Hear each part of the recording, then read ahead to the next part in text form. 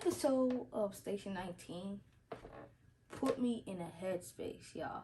Like, I don't know how. I think a lot of people are not going to find this episode that interesting because a lot of episodes like this get overlooked. But I'm telling you what, Station 19 brought the fire. Emphasis on what I said last week about how Station 19 showed a lot of the Black Lives Matter movement, and this episode was no different. This Station 19 season 4 episode 5, Out of Control. Then the title speaks everything that the episode was. I am overjoyed that they showed this. I am enraged because it just reminds us that this is what's going on every day. It was all around just an amazing episode, and I just want to say thank you to the production team, to the writers who wrote this episode, to the actors who played in this episode. It was nothing short of amazing. Like, this was literally, this is probably my favorite episode. This is going to go down as one of my favorite episodes in the history of Station 19. Well, let's get the fun stuff out of the way. They had a 3-alarm fire, and to celebrate, they were going to have a party. But, you know, they're over there at Bishop's house, and, you know, Vic goes to get some food. Jack, he's coming on his way. Jack ends up having sex with little boy mama. I can't never remember her name, but they had sex. And, you know, from his reaction, I don't know if he was nervous or if he really doesn't like her like that. I couldn't tell from his reaction. So that's something we'll see. We'll keep an eye on that. Warren had to go tell the kids that his mother-in-law died. So yeah, that was rough. A little tuck. He didn't take too well to it. You know, he throws out the "you're not my dad," and you know, I just wish with 100% that they wouldn't have made Bailey have a miscarriage. I wish they would have let her have a child. Because I feel like I wish Warren could have his own kid. I mean, you know, I know they got the you know, the foster kid and everything now, but he's like, girl, I wish that Warren could have had his own kid from birth. You know, maybe they'll bring up something like that again. Maybe they won't. We got to more storyline of his sister. Season 8 or 9, we saw the storyline with his brother that was trying to transition to a woman. So is that sister, or is that his actual sister? Like, somebody tell me. Or should I excuse myself? Let me say, is that a born a woman sister?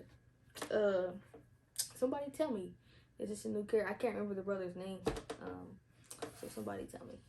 Anyways, the nitty gritty of this whole thing was, of course, they were at the party. They were getting set up for that party, and they hear a noise, help, and they go out there.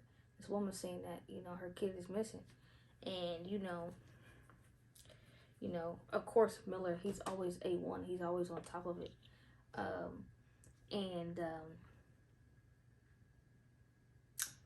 I didn't see this ending well, especially because of last week's episode where he expressed, you know, to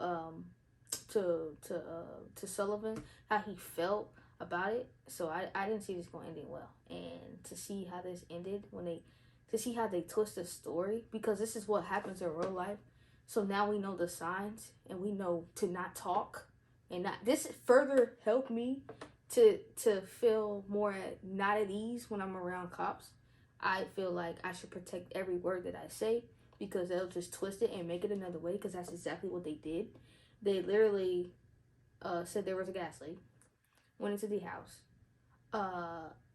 First of all, they're firefighters. Come on now.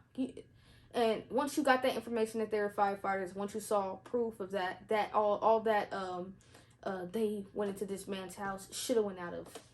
That shouldn't even have been a thing. But because they were black firefighters going in. Had it had been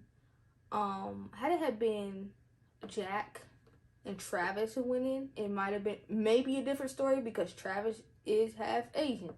So that maybe would have been another story had it been them that went in instead of Miller and Sullivan. But nevertheless, they go in.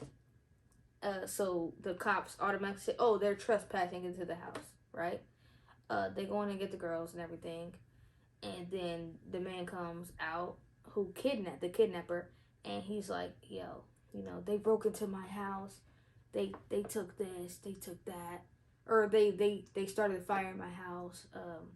But they were behind a locked door, and there's a lock on the door. But the fact that people can say that and the cops believe them, because you got one cop who's like believes them, and then you got another cop who's like, hey, no, we're going with this side of the white man here. And the police officer who does believe him, he's caught in a rock and a hard place because he's like, man, you can't do that.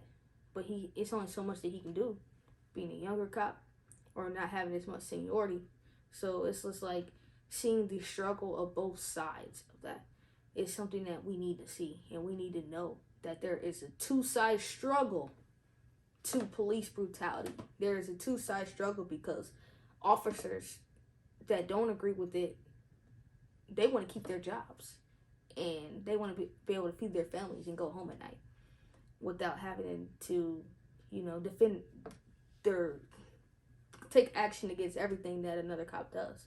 So it's like I kind of see that both ways in this episode. Excuse me, I'm rambling.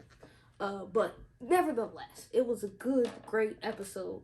And the whole blow up at the end, I'm sitting there almost in tears watching this, dog. Crazy, right?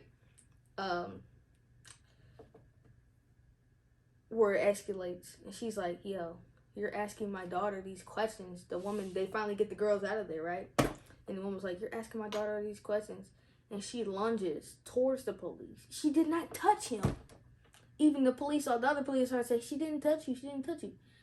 But he says, oh, you're touching me, you're going to jail, we're locking you up. So that, they slam her head on the back of the car. That sets Miller off.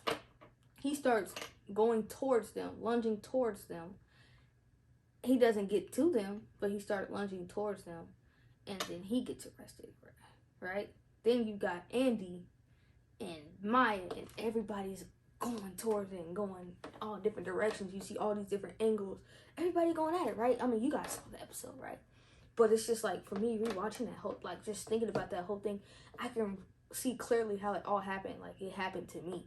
Like, I was there. Like, that's how I felt watching this. Like, I was there in the situation because we saw it all unfold and how it went down.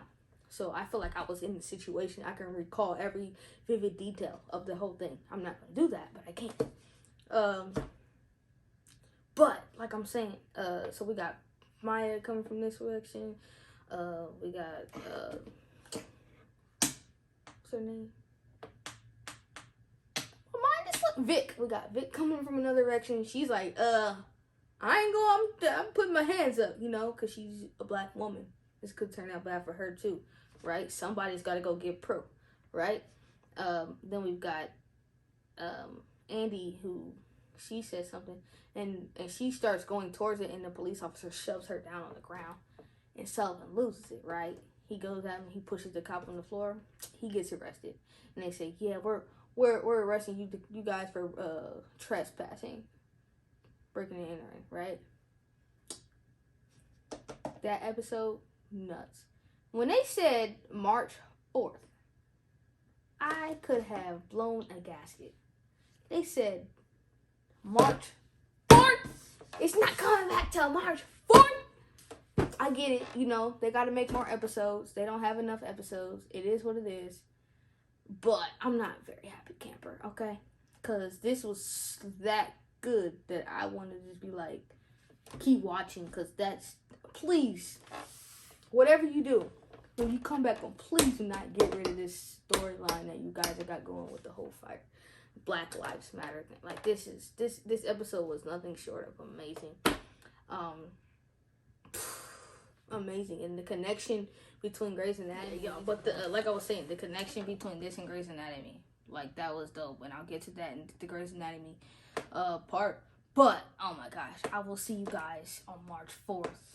First of all, I'm gonna see you on Grey's Anatomy next, and I will see you guys on March 4th. Please like, comment, subscribe, dislike. Don't leave me bad comment, good comment, whatever it is you want to do, put it on there. If I don't talk to you guys before Christmas, guys have a Merry Christmas, and I will see you on March 4th, y'all. Peace out.